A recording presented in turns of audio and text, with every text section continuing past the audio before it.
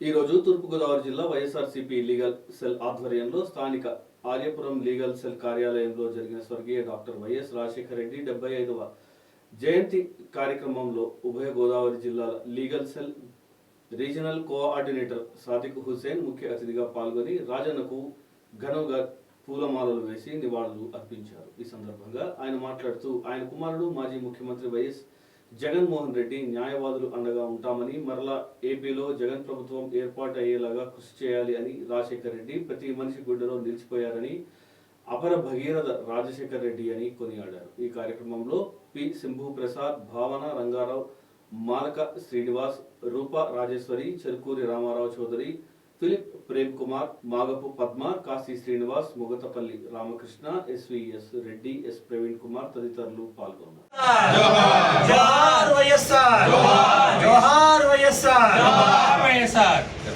ఇవ్వండి ఇవ్వండి స్లోగన్స్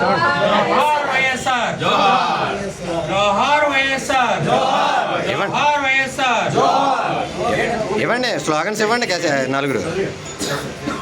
నలుగురు స్లోగన్స్ ఇవ్వండి.